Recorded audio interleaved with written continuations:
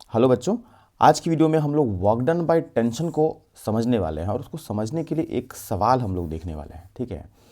अब ये जो सवाल है इसमें दिया क्या है, इसमें दिया है कि एक रिजिड रॉड है, फ्रिक्शनलेस है ना, ये जो है दीवार से रिजिडली फिक्स है और इसमें एक रिंग जो है ये फ्री टू मूव है अलॉन्ग इट्स लेंथ इस डायरेक्शन में। यहाँ से स्ट्रिंग लगा हुआ है और यहाँ एक ब्लॉक है।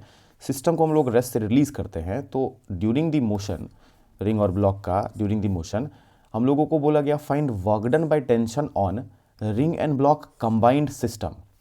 अब यहाँ पे ये जो सवाल तुम देख रहे हो, एक्चुअली ओरिजिनली सवाल था कुछ ये है ना, कि हम लोग जो है ना सिस्टम को जब रेस्ट से रिलीज़ करते हैं तो ये रिंग आगे की तरफ स्लिप करता है और ब्लॉक जो है कुछ इधर की तरफ मूव करता है और इस प्रोसेस में ये आगे जाते जाते रिंग एंड ब्लॉक का ओरिएंटेशन एक टाइम आता है कि ये वर्टिकल हो जाएगा स्ट्रिंग है ना, और उस मोमेंट पे इसका कुछ वेलोसिटी होगा है ना, और वेलोसिटी होगा तो ये जो स्ट्रिंग है इस स्ट्रिंग में कितना टेंशन होगा। ओरिजिनली सवाल ये था और इस सवाल को सोचने के प्रोसेस में ये जो है work done by tension zero का ज़रूरत पड़ता है। और ये जो work done by tension zero का ज़रूरत पड़ता है तो फिर ये कैसे होगा work done by tension zero, क्योंकि देखो यहाँ पे एनर्जी कंजर्वेशन और मोमेंटम कंजर्वेशन लगाना पड़ता है। उस प्रोसेस में work done by tension and work done by normal zero करना पड़ता है। नॉर्मल का वर्क डन तो समझ में आता है कि देखो रिंग है इधर की तरफ, रिंग पे नॉर्मल लग रहा है ऐसे और डिस्प्लेसमेंट रिंग का ऐसे हो रहा है तो work done by normal zero है ना। लेकिन टेंशन का वर्क, एंगल कंटिन्यूसली बदल रहा, रिंग कभी ऐसे है, ब्लॉक कभी ऐसे है, रिंग इधर की तरफ स्लिप कर रहा, तो एक कंपोनेंट टेंशन के डायरेक्शन में डिस्प्लेसमेंट का एक कंपोनेंट तो आ ही रहा है। देखो डिस्प्लेसमेंट अगर इधर हो रहा है, टेंशन अगर इधर की तरफ लग रहा है तो टेंशन के डायरेक्शन में कंपोनेंट आ ही रहा है, तो work done by tension ring पे तो नॉन जीरो है, ऐसे एम पे भी नॉन जीरो होगा, इस ब्लॉक पे भी नॉन जीरो होगा। तो फिर टोटल वर्क जीरो कैसे है ना, total work done by tension on this system जो है वो जीरो कैसे, इसी पे हम लोग आज चर्चा करने वाले हैं। ठीक है, वापस से ओरिजिनल सवाल पे आ गए तो देखिए यहाँ पे सिस्टम को जब रेस्ट से रिलीज़ करेंगे तो ये ब्लॉक रुका तो रहेगा नहीं है ना, और ये रिंग भी रुका नहीं रहेगा। ब्लॉक वर्टिकली डाउनवर्ड भागना चाहेगा, इधर की तरफ भागना चाहेगा वजन की वजह से, लेकिन क्या होगा, स्ट्रिंग इससे बंधा हुआ है। तो स्ट्रिंग बंधा हुआ है, स्ट्रिंग का लेंथ फिक्स है। बहुत ज़रूरी बात इस क्वेश्चन में, बहुत ज़रूरी बात कि स्ट्रिंग का लेंथ जो है वो क्या होता है, फिक्स होता है। तो स्ट्रिंग का लेंथ फिक्स है तो स्ट्रिंग ब्लॉक अगर यहाँ मूव किया, यहाँ मूव किया तो स्ट्रिंग बोलेगा हम अपना लेंथ तो बढ़ा नहीं सकते है ना, लेंथ नहीं बढ़ा सकते तो ब्लॉक पे लगाएगा टेंशन है ना, ब्लॉक पे लगाएगा टेंशन, एम इधर लग रहा, टेंशन इधर लग रहा, इफेक्टिव मोशन कुछ इधर की तरफ होगा ब्लॉक का। ठीक है, और उस प्रोसेस में क्योंकि ब्लॉक पे टेंशन लग रहा है स्ट्रिंग की वजह से, तो ये जो रिंग है इस पर भी टेंशन लगेगा, उसकी वजह से रिंग इधर की तरफ मूव करेगा, वर्टिकली मूव नहीं कर पाएगा क्योंकि रिजिड रॉड जो है ये नॉर्मल लगा के इसको रोक रहा होगा है ना, वर्टिकली तो नहीं जाने दे रहा होगा, हॉरिजॉन्टली शिफ्ट कर सकता है ये रिंग। तो ये मोशन होने वाला है और हम लोगों को इसमें क्या बोला गया है, work done by tension on the ring plus block combined system हम लोग को फाइंड करने बोला गया है। ठीक है, अब टेंशन के वर्क डन को समझने के लिए यहाँ पे हम लोग थोड़ा सा काइनेमेटिक्स एंड थोड़ा सा कंस्ट्रेंट रिलेशन के बारे में बात करेंगे क्योंकि समझने के लिए उसका ज़रूरत पड़ेगा। तो बहुत ही बेसिक सी बात है कि एक व्हीकल है ए एंड दूसरा व्हीकल बी, दोनों के बीच का गैप है लेटर से डी है ना, ये v1 स्पीड और ये v2 स्पीड, बेटर बोलो ये v1 वेलोसिटी और ये v2 वेलोसिटी से सेम डायरेक्शन में जा रहा है। तो इफ़ v1 और v2 क्या हो जाए, बराबर अगर होगा, दोनों का वेलोसिटी अगर सेम होगा तो दोनों के बीच का गैप जो है वो क्या रहेगा, अनचेंज, गैप नहीं बदलेगा। अरे हाँ है ना। अब यही जो बात है इसको उल्टे तरीके से बोल सकते हो, इसी को रिवर्स करके बोल सकते हो कि दो व्हीकल के बीच का गैप जो है अगर नहीं बदल रहा है तो लाइन ज्वाइनिंग के लॉन्ग दोनों का जो वेलोसिटीज़ है, वेलोसिटीज़ ये क्या होगा, सेम होगा है ना। Gap between A and B अगर नहीं बदल रहा तो along line joining they will have same velocity.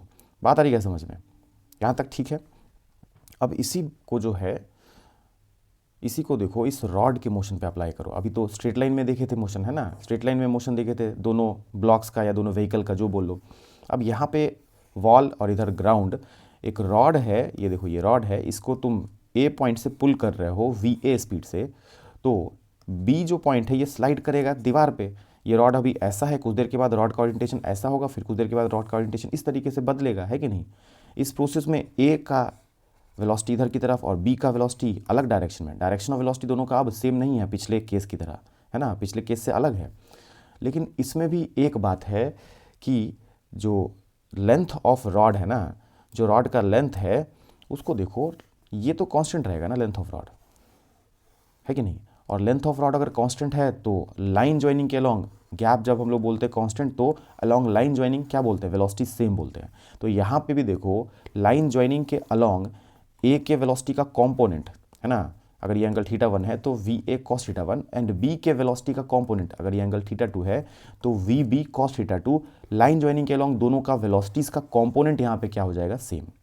बात आ रही है समझ में, है ना। लाइन ज्वाइनिंग के अलोंग ये होगा। तो इसका यहाँ पे क्या कॉन्टेक्स्ट है सर, तो देखो यहाँ पे क्या कॉन्टेक्स्ट है। जब वेलोसिटीज का कंपोनेंट लाइन ज्वाइनिंग के अलोंग सेम है तो हम लोग ये भी बोल सकते हैं कि वेलोसिटी होता है rate of change of displacement with time. तो किसी dt टाइम में, छोटे से टाइम में, ये जो a पॉइंट था ये छोटा सा डिस्प्लेसमेंट, बहुत छोटा सा डिस्प्लेसमेंट ds1 अगर जाएगा तो ये जो b पॉइंट है ये ds2 डिस्प्लेसमेंट जाएगा। और क्योंकि वेलोसिटीज का कंपोनेंट लाइन ज्वाइनिंग के अलोंग क्या है, सेम है, तो डिस्प्लेसमेंट का भी जो है छोटा सा कंपोनेंट जो है लाइन ज्वाइनिंग के अलोंग क्या होगा, सेम। बात आ रही है समझ में। तो ds1 cos थीटा 1 पहले का छोटा सा डिस्प्लेसमेंट, बहुत ही छोटा सा डिस्प्लेसमेंट, इनफाइनेटसिमली स्मॉल डिस्प्लेसमेंट, जिस डिस्प्लेसमेंट जाने में रॉड का ओरिएंटेशन बहुत ज़्यादा नहीं बदला होगा, है ना। वैसे ये जो छोटा सा डिस्प्लेसमेंट गया उसमें रॉड का ओरिएंटेशन बहुत ज़्यादा नहीं बदला होगा, एंगल्स जो ये बहुत ज़्यादा नहीं बदले होंगे, ठीक है। तो यहाँ डिस्प्लेसमेंट्स का जो कंपोनेंट है अलोंग लाइन ज्वाइनिंग ये भी क्या होगा, सेम। ds1 इधर की तरफ component ds1 cos theta 1 and ds2 cos theta 2, है ना, ये भी बराबर होगा क्योंकि वेलोसिटीज़ लाइन ज्वाइनिंग के अलोंग कंपोनेंट्स क्या थे, सेम। तो डिस्प्लेसमेंट्स, छोटे छोटे डिस्प्लेसमेंट्स का कंपोनेंट भी सेम होगा। अब यहाँ तक समझ गए बात को, ठीक है। अब वर्क डन के बारे में हम लोग जानते हैं कि किसी फोर्स का work done for small displacement लिखते हैं एफ डॉट डी एस, जिसमें फोर्स का मैग्नीट्यूड, डिस्प्लेसमेंट का magnitude and angle between displacement and force, ये लिखते हैं स्मॉल वर्क डन। बात है पक्की, ठीक है। अब आते हैं वर्क डन बाय टेंशन। हमारा जो सवाल था उसमें वर्क डन बाय टेंशन के बारे में अब बात करते हैं। तो देखो जब रिलीज़ करोगे सिस्टम को रेस्ट से, है ना, यहाँ रिलीज़ करोगे सिस्टम को रेस्ट से तो रिंग यहाँ तो नहीं रहेगा, ब्लॉक भी यहाँ नहीं रह जाएगा। मान लो कि रिंग जो है यहाँ है t=0 पे एंड ब्लॉक यहाँ है कुछ इस तरीके से ओरिएंटेड, तो रिंग खींचेगा आगे की तरफ और ब्लॉक भी कुछ इस तरफ मूव करेगा, है कि नहीं। बात आ रही समझ में। अब इस प्रोसेस में किसी इंस्टेंट पे देखो जब रिंग यहाँ है और ब्लॉक ऐसे मूव करते हुए यहाँ तक आ चुका है, रिंग ऐसे मूव करते हुए आगे आ चुका है, क्योंकि रिंग तो कंस्ट्रेंट है ना, मजबूर है मूव करने के लिए रॉड के अलोंग, है ना। तो इसका किसी dt टाइम में छोटा सा डिस्प्लेसमेंट ds1 और ऐसे ही इसका डिस्प्लेसमेंट इधर की तरफ ds2, छोटा सा डिस्प्लेसमेंट, ऐसे ही मूव करते हुए आ रहा है ना, देखो इस तरीके से मूव करते हुए आ रहा, तो इधर की तरफ छोटा सा डिस्प्लेसमेंट है कि नहीं। अब एंगल जो स्ट्रिंग से बना रहा ये छोटा सा डिस्प्लेसमेंट थीटा 1 और ये देखो इधर की तरफ थीटा 2, या ये एंगल बोल दो 180 माइनस थीटा 2, ठीक है। अब यहाँ पे भी एक बात है कि स्ट्रिंग का लेंथ तो फिक्स है ना।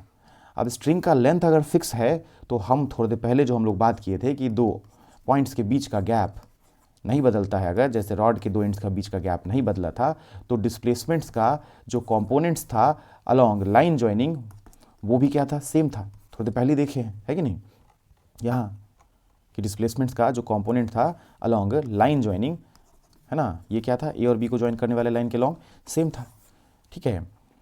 जब लेंथ कांस्टेंट है, गैप कांस्टेंट है, तो यहाँ पे भी वो बात वैलिड होगा कि देखो रिंग और ब्लॉक के बीच का जो गैप है स्ट्रिंग का लेंथ वो क्या है, कांस्टेंट है। तो छोटा सा डिस्प्लेसमेंट का इधर की तरफ कंपोनेंट और इसके छोटे से डिस्प्लेसमेंट का इधर की तरफ कंपोनेंट ये क्या होगा, सेम होगा, है ना। ds2 cos theta 2 will be equals to ds1 cos theta 1। बात है पक्की, ठीक है, ये बातें होंगी। अब इसका टेंशन के वर्क डन से कैसे लेना देना है, तो देखो टेंशन का वर्क डन छोटे से dt टाइम में, है ना, छोटे से dt टाइम में ये ds1 और ये ds2 इस तरीके से मूव किया था, तो टेंशन का वर्क डन छोटे से dt टाइम में बोलोगे तो भाई रिंग पे वर्क करेगा tension t dot ds1 and इस ब्लॉक पे भी वर्क करेगा टेंशन t डॉट ds2। अब फिर से वही बात, आप वर्क डन को इस तरीके से एक्सपैंड करते हो, है ना, इस तरीके से एक्सपैंड करते हो force ds cos of theta, है ना। वैसे यहाँ पे भी एक्सपैंड कर दिए, देखिए स्ट्रिंग में थ्रू आउट टेंशन क्या लगता है, सिंगल स्ट्रिंग में सेम होता है मैग्नीट्यूड, अवे फ्रॉम बॉडी लगता। तो यहाँ देखो टेंशन ds1 cos थीटा 1, है ना, एक्यूट एंगल, ये work done positive. And block पे देखो तो ये obtuse angle, tension ds2 cos of angle between them, है ना। अब cos ऑफ 180 माइनस थीटा 2 को लिख पाएंगे माइनस कॉस थीटा 2। अब यहाँ से टेंशन कॉमन ले लीजिए, तो ds1 cos theta 1 minus ds2 cos theta 2 ऐसा आ रहा, और ये तो बराबर है कि नहीं, कंस्ट्रेंट रिलेशन से, है ना। स्ट्रिंग के अलोंग दोनों का डिस्प्लेसमेंट का मैग्नीट्यूड क्या होगा, सेम होगा उस हिसाब से। तो यहाँ से हम लोग बोल पा रहे हैं कि वर्क डन बाय टेंशन क्या होगा सिस्टम पे, रिंग प्लस ब्लॉक सिस्टम पे थ्रू आउट द मोशन, किसी भी एक इंस्टेंट से किसी दूसरे इंस्टेंट तक में वर्क डन बाय टेंशन आप क्या बोल पाएंगे, जीरो बोल पाएंगे। बात आ गई क्या समझ में? ठीक है, अब आंसर पे तो हम लोग पहुंच गए, किस तरीके से work done by tension combined system पे जीरो है ये बात समझ गए, है ना। अब टेंशन का वर्क और उसका इफेक्ट इंडिविजुअली जो है रिंग पे एंड ब्लॉक पे वो देखते हैं, ठीक है। अब जैसे यहाँ रिंग है, रिंग पे देखो लग रहा होगा नॉर्मल, लग रहा होगा इसका mg, है ना, और लग रहा टेंशन, ठीक है। डिस्प्लेसमेंट इसका कंस्टेंट है, मजबूरी है रिंग का कि यहाँ रॉड में जो है फंसा हुआ है, तो इधर की तरफ डिस्प्लेसमेंट इसका है, तो नॉर्मल का वर्क डन होगा जीरो, 90 डिग्री बना रहा डिस्प्लेसमेंट से। mg का भी वर्क डन क्या होगा, जीरो, रिंग पे 90 डिग्री बना रहा डिस्प्लेसमेंट से। तो नॉर्मल और mg तो यहाँ कुछ वर्क किया ही नहीं है, जीरो वर्क किया है रिंग के ऊपर, है ना। तो रिंग को मूव कराने के लिए टेंशन ही रिस्पॉन्सिबल है। यहाँ रेस्ट से जो रिंग वेलोसिटी कुछ अटेन करेगा उसके लिए टेंशन का positive work is equal to change in kinetic energy of ring, है ना। उस वजह से ही रिंग इधर की तरफ कुछ वेलोसिटी अटेन करेगा। वही अगर ब्लॉक की बात करें तो देखो ब्लॉक जो है कुछ इस तरीके से मूव करते हुए आया यहाँ पे, इसका डिस्प्लेसमेंट का डायरेक्शन कुछ ऐसे होगा जो कि स्ट्रिंग में टेंशन से ऑब्ट्यूस एंगल बना रहा होगा, है ना। उस वजह से क्या होगा, work done negative, cos of obtuse angle will be negative, तो वर्क डन निगेटिव, टेंशन का वर्क डन जो है ब्लॉक पे निगेटिव होगा।